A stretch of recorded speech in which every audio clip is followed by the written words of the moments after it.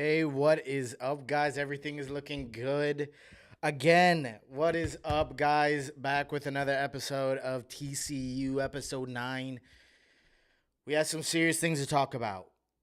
I have some things to address about Yankees, how they've been playing, Yankee fans, how they've been responding. I'm a Yankee fan, of course, but I don't know. There's some people I think are acting out of pocket a bit. So I'm just going to kind of reassure us, set the record straight. And I also want to hear your guys' opinions, what you guys think in this episode of TCU. If you guys don't know what TCU is, we've already done this 8 other times, but this is your first time stopping by. So glad for you to stop by. This is a live show where we talk everything about the Yankees news, each other, catching up on Yankee fandom, everything going around Yankee land, everything and anything. That's what's going on here. So what is up, everybody? As you guys are tuning on in, sorry for the slight late start. I like starting on 6 on the dot, but I've been having some technical difficulties from the last live show. Also started a couple minutes late to this live show.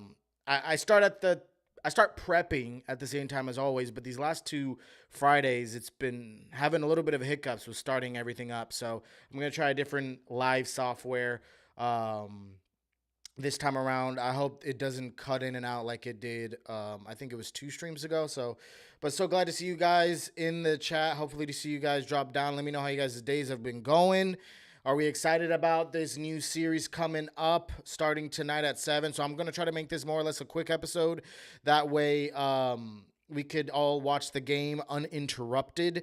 So glad for you guys to take time to stop by here. We have a lot to talk about.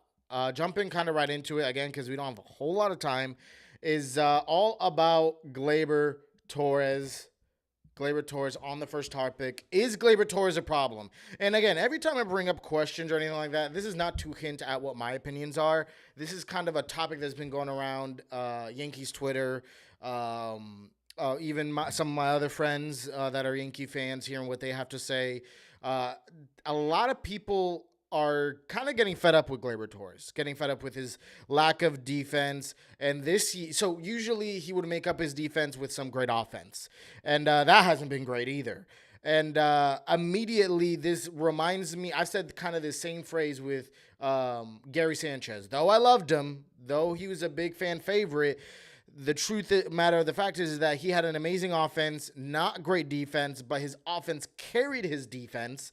And then later towards the end of his Yankee tenure, his offense was also bad. And unfortunately, that's what it looks like we're seeing a little bit here with Gleyber. I'm not saying it's the same exact thing. I'm not saying that Gleyber isn't going to rebound. And just kind of to cut right into the chase, I don't think Gleyber is going to be a long-term problem for a couple of reasons. One, because we don't know if we're going to re-sign him, so we may have to deal with him too much more long-term. Secondly, he's on the upward trajectory. I know looking at his numbers right now, it doesn't look great, and I'll read them out right now. He, in 124 at-bats, he has 27 hits, 1 home run, 7 RBIs. Finally got his first home run, thank God, in the last game. That's good for an average of 218, which is not good. Not good.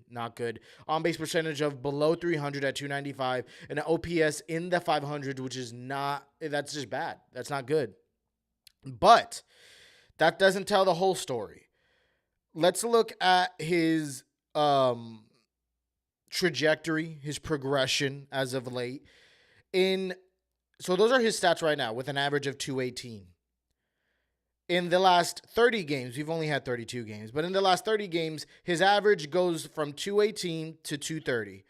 In the last 15 games, so we're narrowing down the amount of games to the most recent 15 games, it goes from a season 218 average all the way up to a 232 average. And then in just the last week, the last 7 games, which he hasn't had all 7 spectacular games.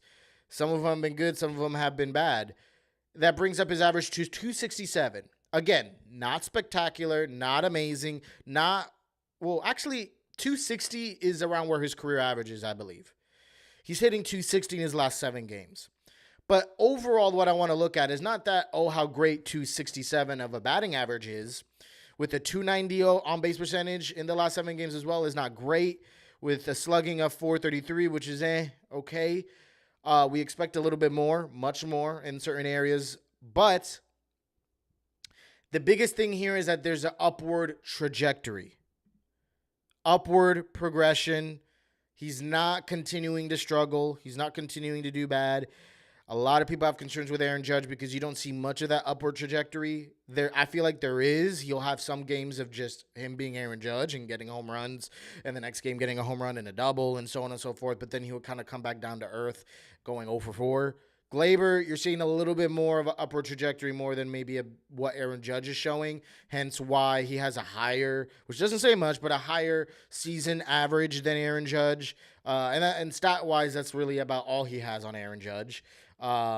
He is still striking out a decent bit, Gleyber Torres. But again, I'm just happy to see that the numbers are projecting upwards. If it was just stuck at this very low 100 to 200 batting average range, then I'll be really concerned. His on-base percentage isn't really progressing much, but his batting average is. So he's making more contact, which is good, getting more base hits. So that's good. I'm trying to be devil's advocate and give you guys both sides of a coin. But then you also have his defense, which no matter what year you look at, maybe there's only been 1 year that it's looked respectable. But outside of that, it hasn't been looking great. This year is no different. Hasn't been looking great. He has a .956 fielding percentage. And in his last 7, or in all of his 7 MLB seasons, that .956 fielding percentage ranks second to last behind the 2020 shortened season. And he also currently leads the team in errors with 5 errors. Now, when I had an episode, check that out on my channel, all about the Yankees' lack of defense and errors during one point of the season this year. Seems like everyone has tightened up on that. Rizzo hasn't had an error since, I believe. Cabrera maybe had at most 1 error. Same thing with Volpe. But Torres is still getting a handful of errors, still. And he has a defensive run saved of -4, which ranks pretty low compared to his past seasons. And then he does have a +1 outs above average, which you have a positive defensive stat and a negative defensive stat. If you guys don't know what outs above average is, it's how many extra outs Gleyber Torres has been able to produce solely based on his range compared to the MLB average. And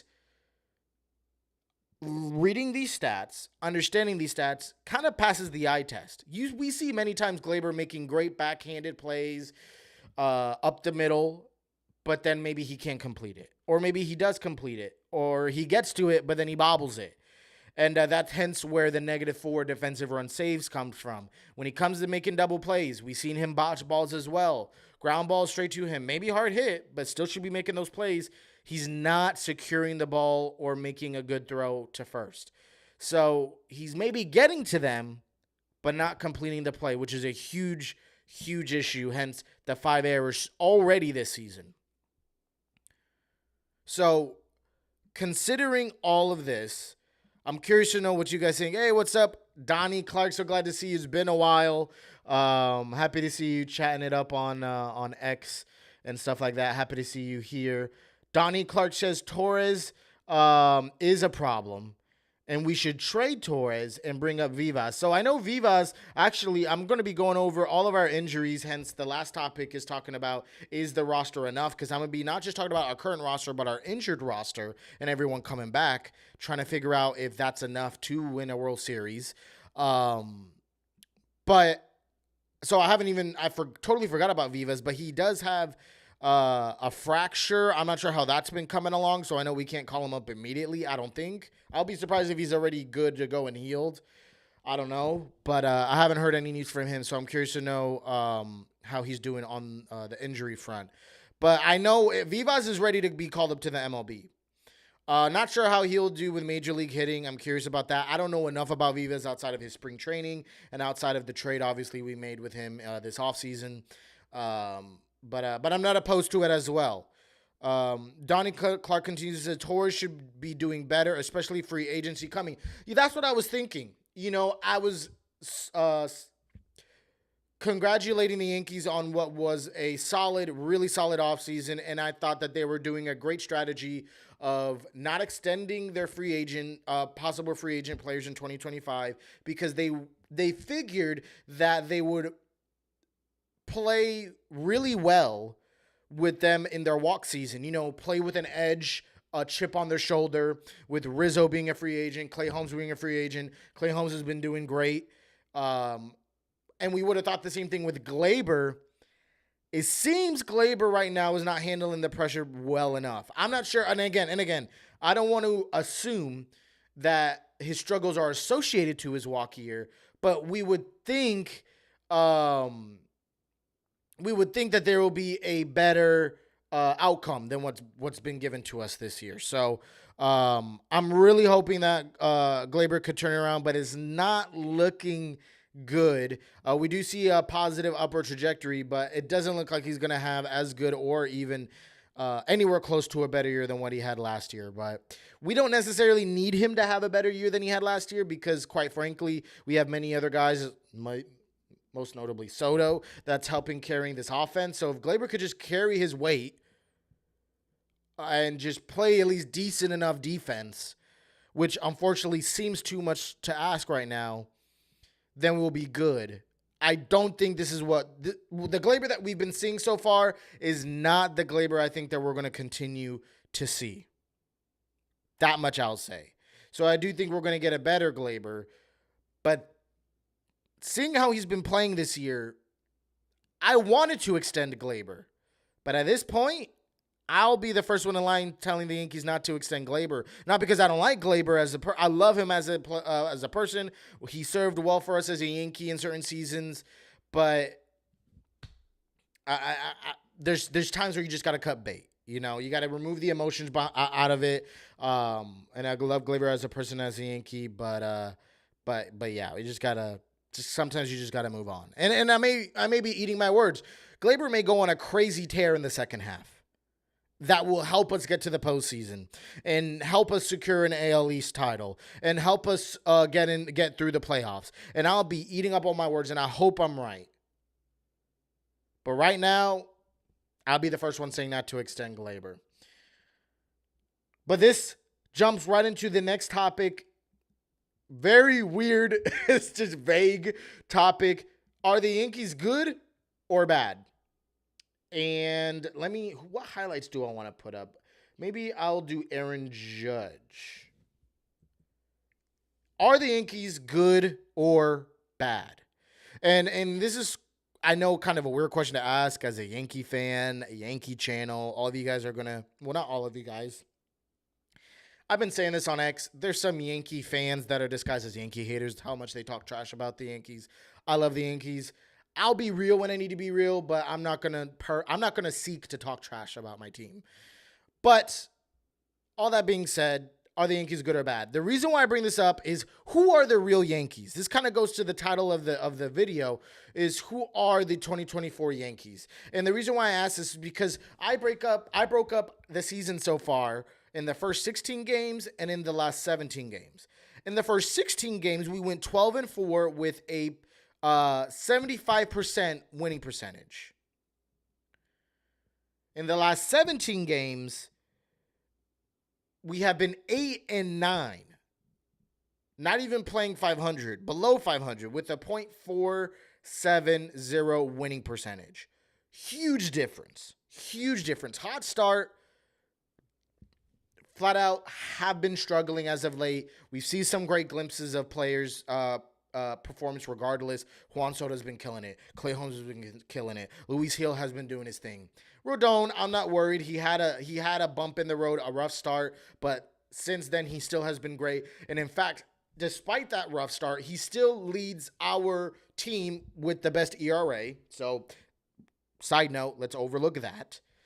But regardless, we've been having great contributions from players, but also really rough contributions from players. Hence why it's been this tug and pull of good games and bad games, being shut out, not being shut out, and scoring 2 games of 15-run ball, which we should not expect, but we get them anyways, which is great.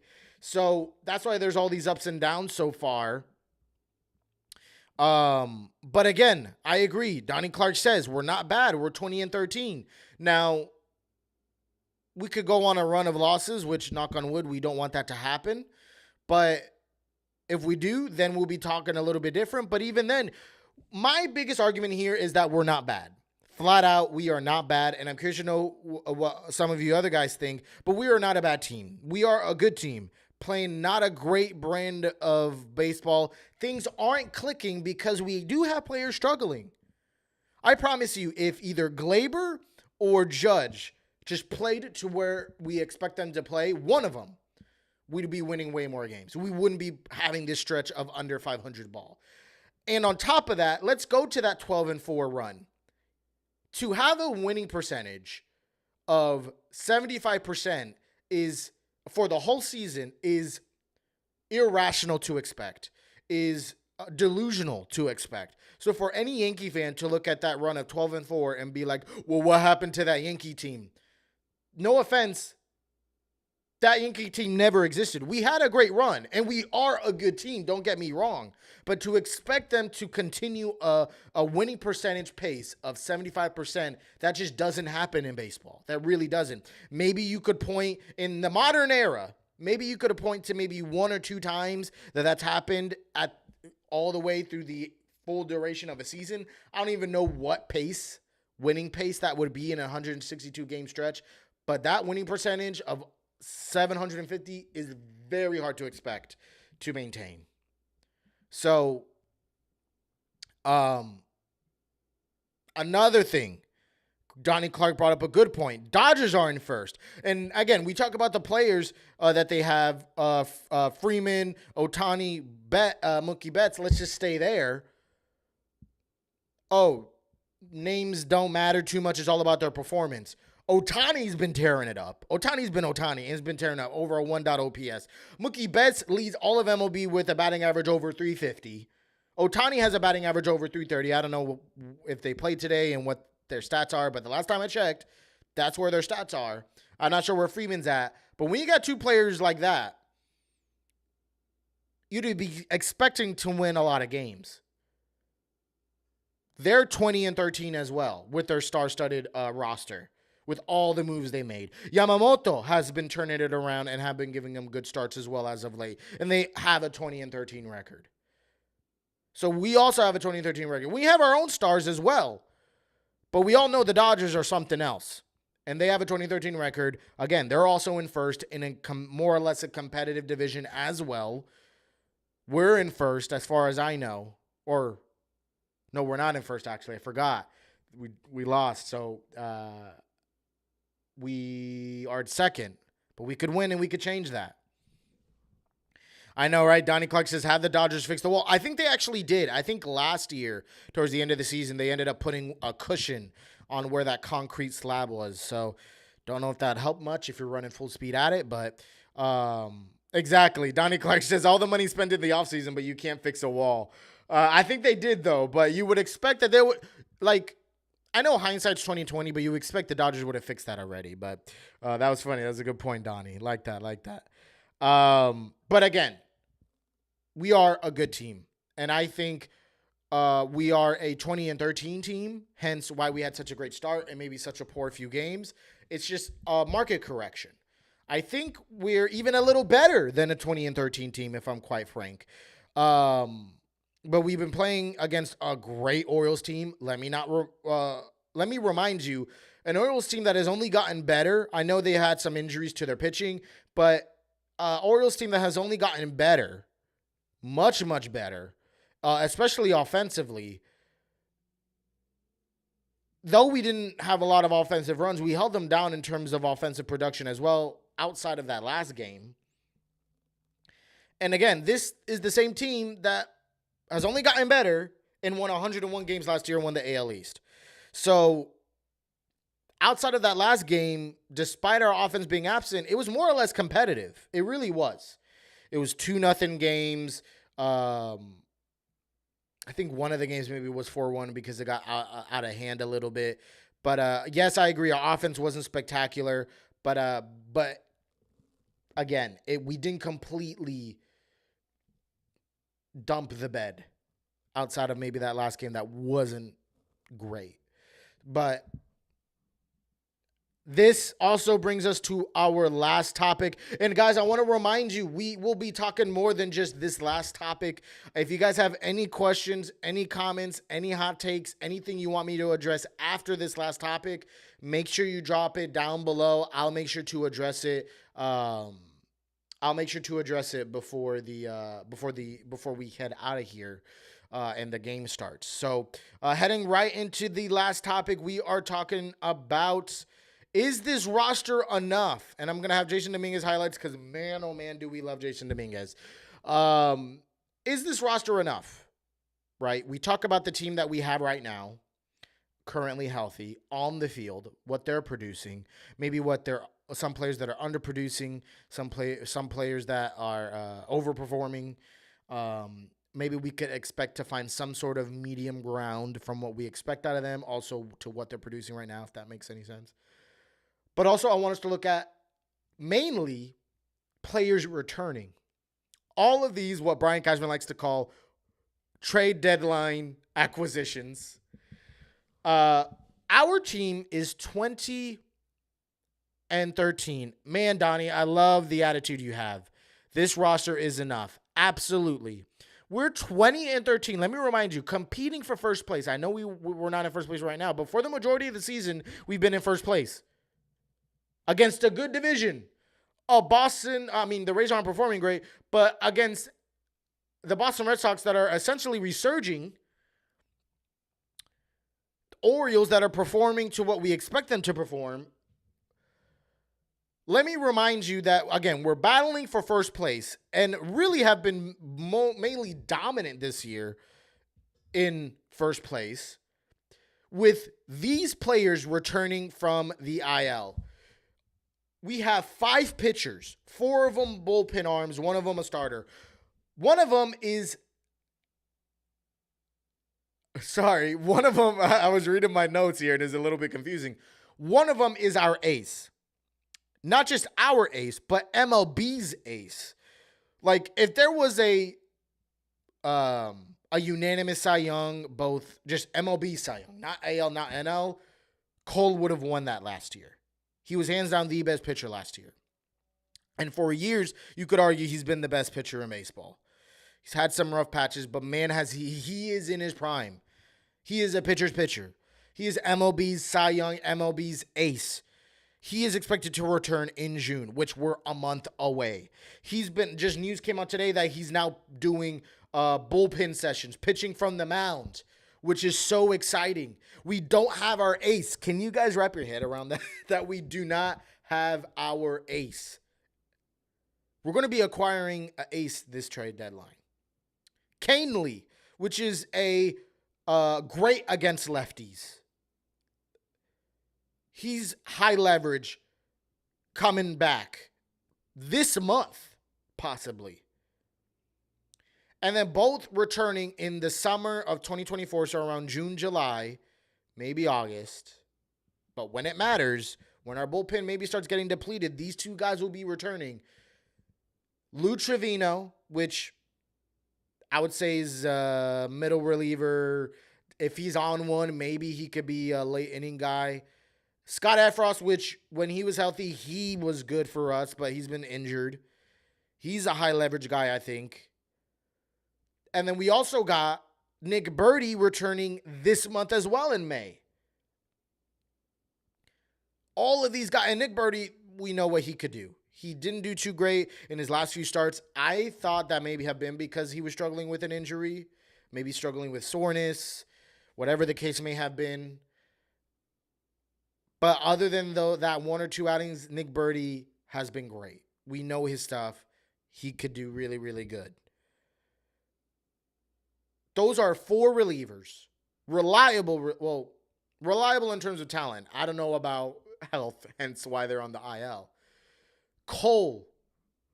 Oh my gosh. And the great thing about Cole's timetable coming back in June is that when he gets well and comfortable in the MLB, that's going to be right around when we get to the end of August and when games most matter in the postseason.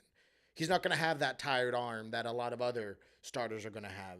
So, I mean, I know there's a bunch of ways where you could positively flip it. And let me actually get some Cole highlights here, maybe. Cole. Since we're talking about the pitching. But we have so many great guys returning. And that's just the pitching.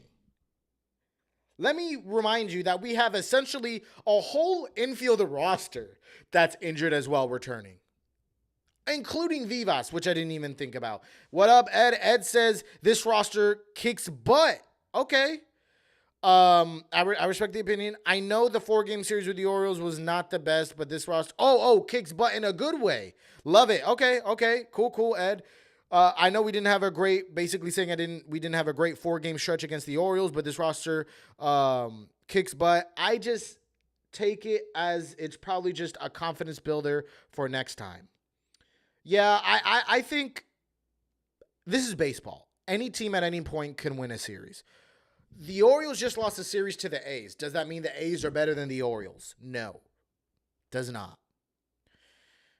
Look at their record. Now, if you were to tell me that the Yankees were to compete for first place again with the Orioles, arguably we were talking about last year and even this year being the better teams in baseball, sign me up. So we're right on track of what I would hope and expect from the Yankees. Have these last few games not have been fun to watch? Absolutely. But let's not listen. Some of these Yankee fans that are getting way out of hand thinking that this season is over, fire, boom. People are legit saying that on Yankees Twitter. Maybe I'm new to Twitter and I just need to get used to it. But man, is it frustrating. But by the way, if you haven't followed me on Twitter, make sure you follow me on X/Twitter, Bronx_Banter. Shameless plug as always. But yeah.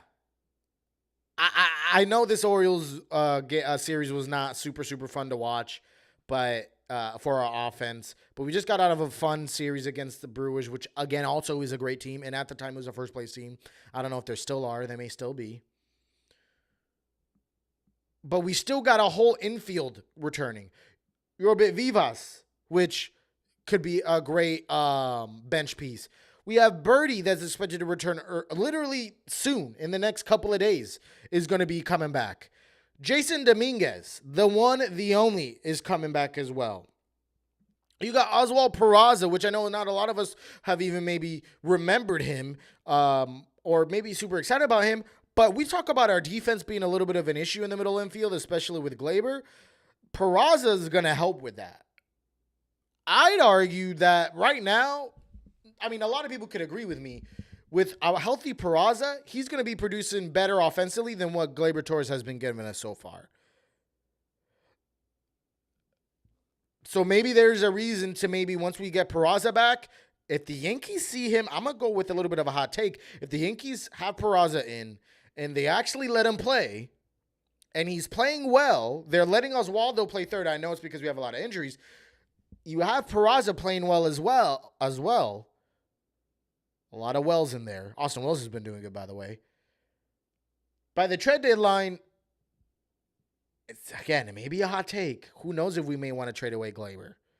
Or we run it with Gleyber and Peraza. Peraza being an infield platoon. But then what are you going to do with Birdie? There's a lot of questions, but a lot of good questions to ask because we got so many guys returning. Peraza's coming back with great defense. Birdie's got great defense. Dominguez got great defense. DJ's got great defense. All of our good defensive infielders are on the IL. Jason Dominguez, I know, is an outfielder, but still.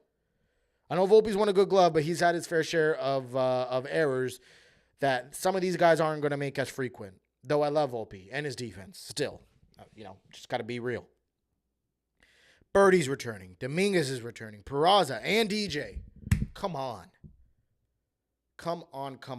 You got to expect that one of these four guys are going to produce well for us offensively. Come on. I'm not doing it, but I'd put any amount of money that at least one of these guys are going to help us offensively. We're not going to call all of these guys in our roster and all of them are just going to be bad. Especially in comparison to, being real. I love Judge and I know he's going to turn around, but being real with what Judge has been giving us and especially what Gleyber has been giving us. So I know all of these, we got 10 guys on the IL. 5 of them pitchers, 5 of them position players that I know has got to turn it around and help us at least a little bit to get a couple of more wins in there. And again, we're still 20-13, which is a respectable, good record, which will put us in first place in a lot of other divisions. Great. Yes. Donnie Clark says lots of depth. Lots of depth. Brandon Moore, what's up? Brandon Moore says David Yankees just got punched in the mouth by the Orioles, but just doesn't mean we don't give up. Exactly, Brandon. Love the energy. You always got great energy in the comments. Love the energy. Yes, we did get punched in the mouth, but what does Rocky Balboa say? It's not about how hard you get hit, but it's about how hard you get hit, get back up, and keep on pushing forward. I know I butchered that, but that's exactly what it is. How are the Yankees going to respond? Let's look at it in this next series. Hype me up, Brandon. Let's go. If the Yankees could come back and have a dominating series, let me see who they're playing against. I'm going to brush that Orioles series under the rug because that shows this team has perseverance. This team has that camaraderie. We got Verdugo back.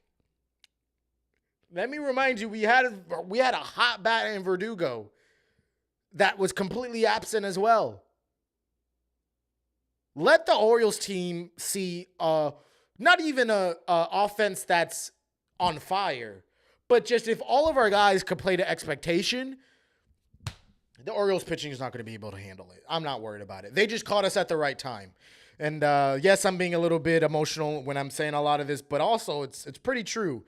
Let's see who they're playing against. Yankees. I'm going to just type in Yankees. It should pop up with the game today. Yankees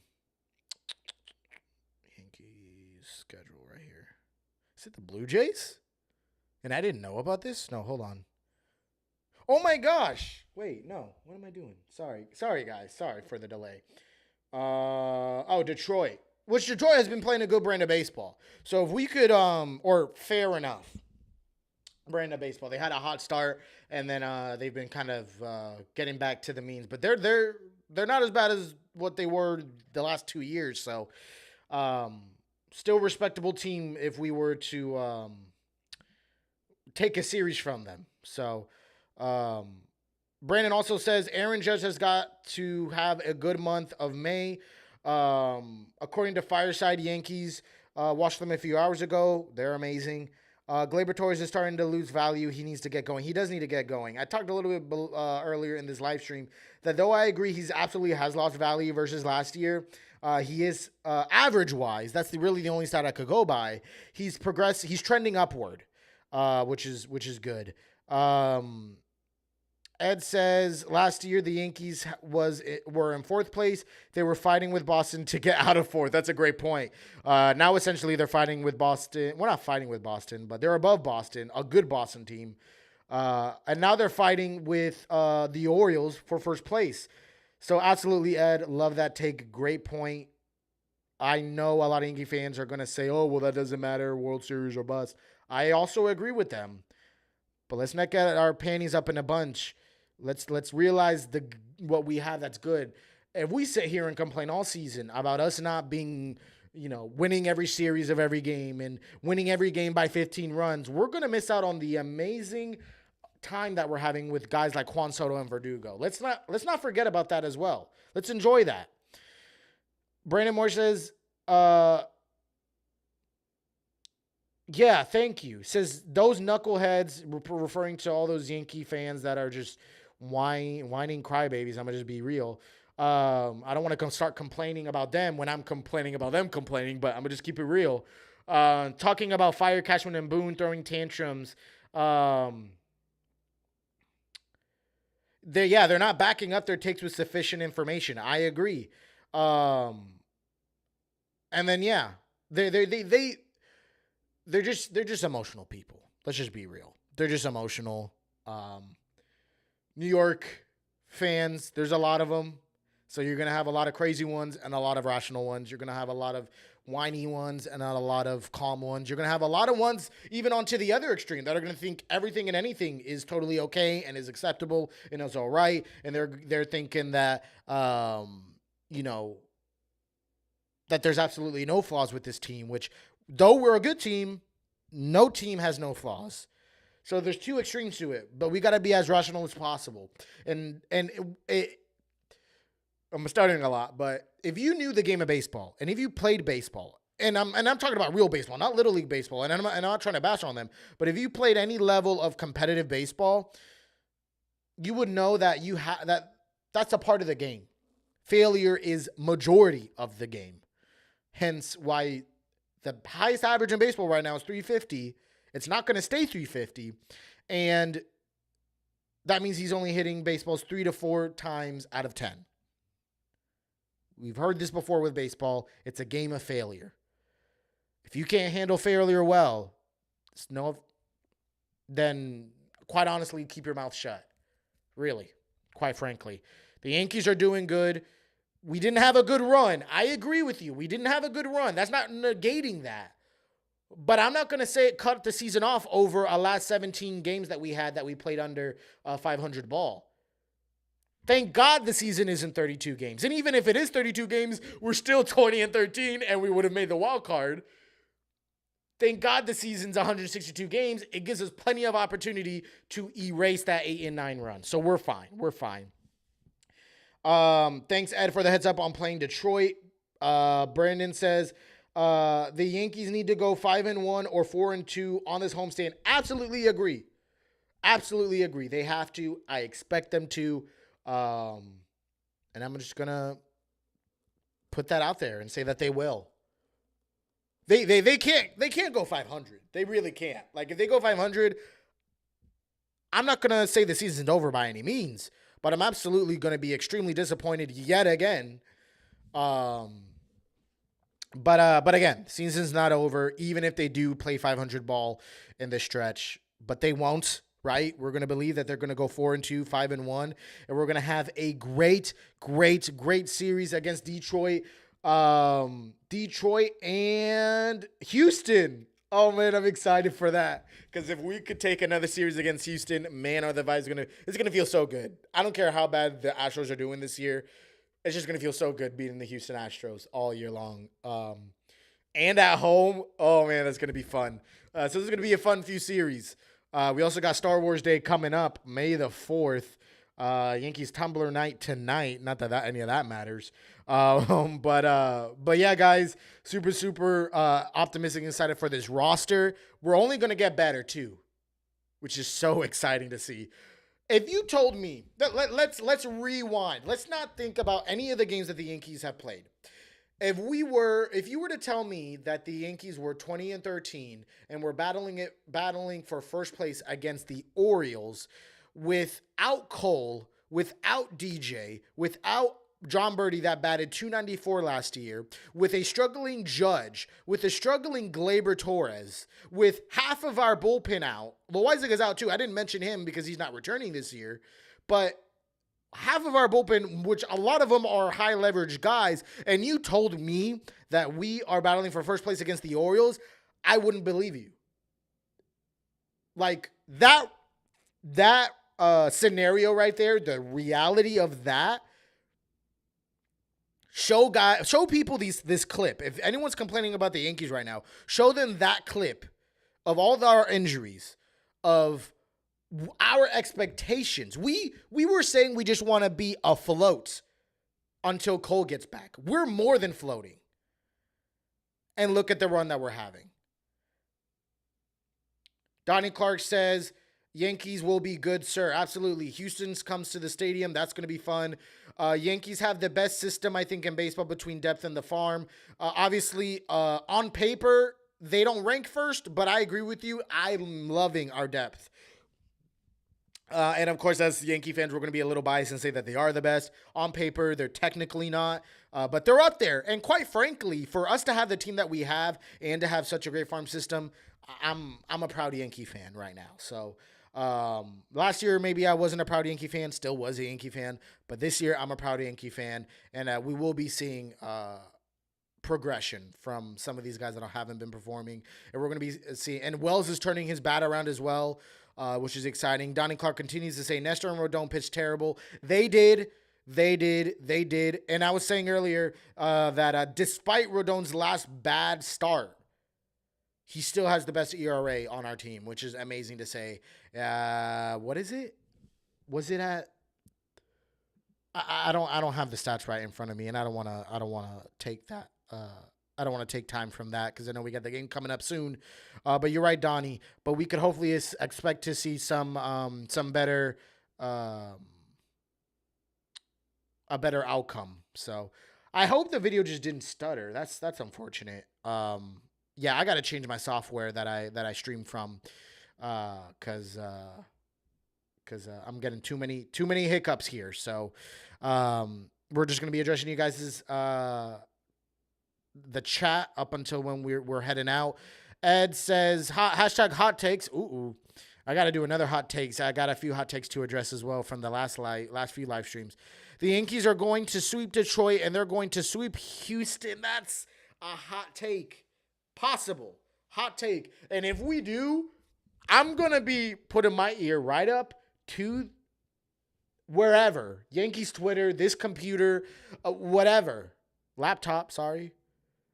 And I'm going to be listening for all the Yankee haters or Yankee fans that are disguised as fans and that are actually haters trying to say that the Yankees aren't good. So that is a hot take. You're absolutely right, Ed. It is possible. And I'm hoping you're right. That's going to be such a fun hot take to just dissect, especially if they do end up doing it. So I love that, Ed. Way to end the show. Don says the Yanks will be fine. Bright future. I need someone to join my podcast. Let me know, sir. If you're talking about me, you already know where to contact me on X. We could talk. We could definitely talk. But I'm open to everything and anything. But yeah, guys, it was fun as always. Thank you guys for the hot takes. Thank you guys for the convos. This was surely a fun one. Make sure to like it down below so it could get out to other people. I'll be posting up more clips of this. Make sure to get the merch. I got to change that, man. Man, I got to get on it. Sorry, guys. I have a banner on here that says merch coming soon. The merch is out. The merch is out. Let me get a link out here for my website for all the merch. Because we have amazing merch, great we have a great discount, great quality, great price even before the discount. We got $24 shirts, $30 shirts, $30 to $35 hoodies, solid price. But if you think that's not cheap enough, you guys also got a 20% off discount with BRONXBANTER20 in checkout. We got Verdugo shirts, we got Stroman shirts, we got Cole, all the star players. We got them on there. Hoodies, t-shirts, sweatshirts, hats, Bronx Banner stuff. Everything and anything. Would love the support. If you're liking the merch, trust me, the quality's good. I've spent months. Majority of this channel's existence, I've spent on making sure that the merch is going to be good quality. So trust me, I know you won't regret it whenever you guys do decide to show love on that end. And yeah, guys, it was a pleasure. Thank you so much. Great show. Enjoy the game. Get it hopping on in just a couple of minutes. And until next time, guys, peace and be blessed.